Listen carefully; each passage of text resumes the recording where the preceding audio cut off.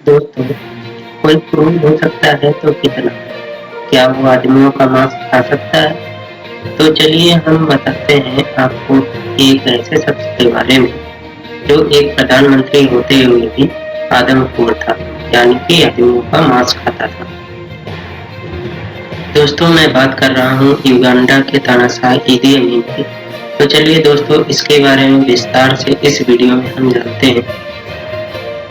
तो दोस्तों, इसके जन्म के बारे में तो कुछ खास पता नहीं चलता, लेकिन हाँ, इसका जन्म लगभग 1925 में युगांडा के ओओको नामक स्थान पर हुआ था।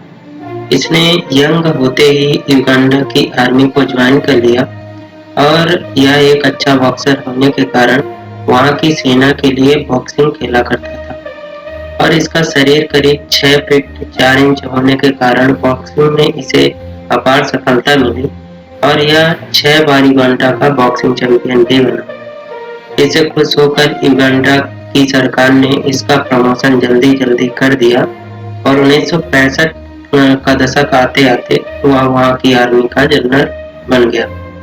और दोस्तों, इस पर उस समय के युगांडा के प्रधानमंत्री मिल्टन ओबेटे का बहुत भरोसा हुआ करता था, अतः उन्होंने इसके हाथों युगांडा की सरकार को छोड़कर सिंगापुर किसी काम के सिलसिले में चले गए। अब इधर मौका पाते ही इसने केवल 3 घंटों में ही मिल्टन सरकार का तख्ता पलट कर दिया और वहाँ का प्रधानमंत्री खुद को घोषित कर दिया। अब दोस्तों, इसकी क्रूरता की कहानियां सामने आने लगी। इसने कुल 6 शादियां की और उनसे उसे 45 बच्चे थे और इसके अलावा जो भी लड़की उसे अच्छी लगती थी वह उसे उठवा लेता था और उसका शोषण करता था। इस दौरान उसका जो भी विरोध करता था सीधा उसको मरवा देता था। दोस्तों, इस कारण उसके ऊपर लगभग 8 लाख लोगों के मरवा देने का इल्जाम है। यह तो थी इसकी क्रूरता की कहानी। अब चलिए जानते हैं कि इसके आदमखोर बनने की कहानी क्या थी। दोस्तों, लोग कहते हैं कि जब यह आर्मी में था और युद्ध में लोगों को मारता था, तब यह उनका मांस खाने का आदी हो चुका था और इस बात पर पुष्टि तब होती है जब इसके पर्सनल डॉक्टर एक कहानी बताते हुए कहते हैं कि जब मैं इसके घर पर गया था और फ्रिज खोला था तो उसमें 2 लोगों के कटे हुए सर रखे हुए थे। दोस्तों, इसके आदमखोर होने की पुष्टि युगांडा के सरकारी डॉक्टर खुद करते हैं और बताते हैं कि जब युगांडा के चीफ जस्टिस ने ईदी अमीन की बात मानने से इनकार कर दिया था तो इसने उसे मरवा दिया और जब इसका पोस्टमार्टम हो रहा था तब यह वहां आता है और चीफ जस्टिस के शरीर के कुछ टुकड़ों को खाता है।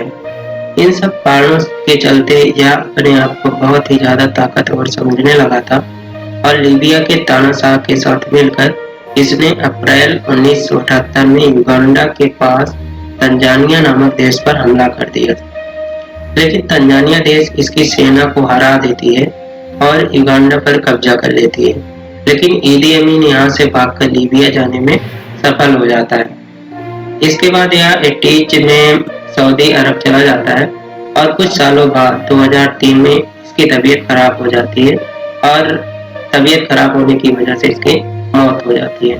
दोस्तों, भारत के संबंध में भी इसकी एक कहानी है कि अगस्त 1972 में उसने वहां रहने वाले लगभग 1 लाख भारतीय लोगों को कहा कि आज रात मुझे भगवान का सपना आया और उन्होंने कहा कि युगांडा में केवल और केवल युगांडा के लोगों का ही राज रहेगा और यहाँ की सारी वस्तुओं पर उनका ही हक है, अतः आप लोगों के पास केवल 90 दिनों का समय है और आप अपना सामान लेकर यहाँ से निकल जाइए और सामान भी केवल आप 2 सूटकेसों में ले जा सकते हैं। तो दोस्तों, आपको यह कहानी कैसे लगी आप हमें कमेंट के जरिए बता सकते हैं।